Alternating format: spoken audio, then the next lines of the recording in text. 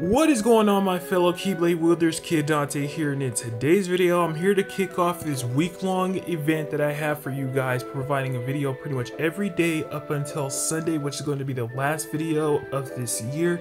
So in today's video I'm here to do a countdown of my top 5 favorite Keyblades in Yu-Gi Cross.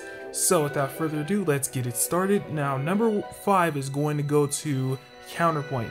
The reason why this one is on the list is because this is probably one of my favorite best looking Keyblades when you 35, because if you guys don't notice, there is a lot going on right here.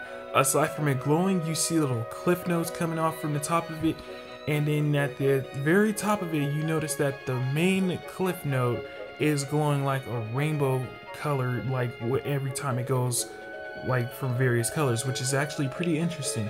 This is an upright proud mode Keyblade for magic types, and it actually has some good growth, but not like a lot to convince you to 35 it immediately. But if you're around that ballpark to 35ing it, or if you just want to do it for the looks, then by all means, it is a very, very beautiful Keyblade in my opinion. Next up on our list we have Dark Gnaw. This was our first glimpse into the reverse proud mode Keyblades, and I gotta say I was very happy when I saw this, because we got to experience the dark side of our capabilities as far as setups in our reverse metals.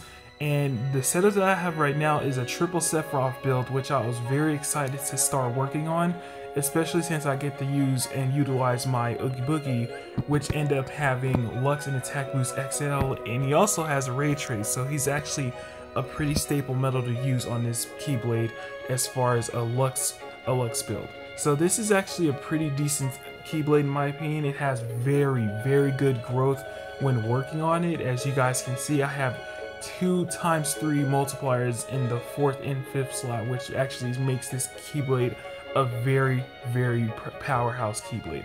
I really do love it. Coming in at number 3 we have Fairy Stars. Now this is actually going to twist a lot of people in the wrong way, being that Fairy Stars is probably the most versatile and probably the most used Keyblade within this game by a lot of people. If you don't have this Keyblade at level 35 now, I highly recommend it, because it is a fantastic Keyblade. It has very good growth, and it like lets you use all 3 of the elements, which is actually a pretty staple Keyblade all on its own, being that the Jack of all trades Keyblades such as Starlight, Fairy Stars, and Stroke of Midnight are very, very good Keyblades to start leveling up immediately, being that you get to use all 3 of the elements, and you can come up with countless setups, from Coliseum builds to casual uses to Lux builds. Pretty much anything under the sun, a Keyblade like this is worthy of being on my top 5.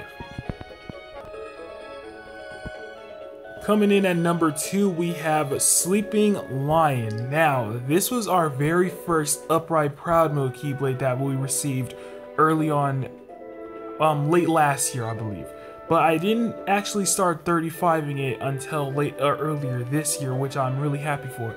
The reason why it's at number 2 is pretty much because this was my first glowing Keyblade.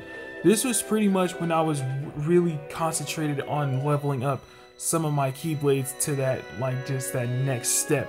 Just to actually say, like, oh my god, I got my first glowing Keyblade. Because if anything, if there's a lot of things that you're going to remember about this game for a long time, getting your first glowing Keyblade is definitely going to be one of them. So Sleeping Lions was indeed my first glowing Keyblade.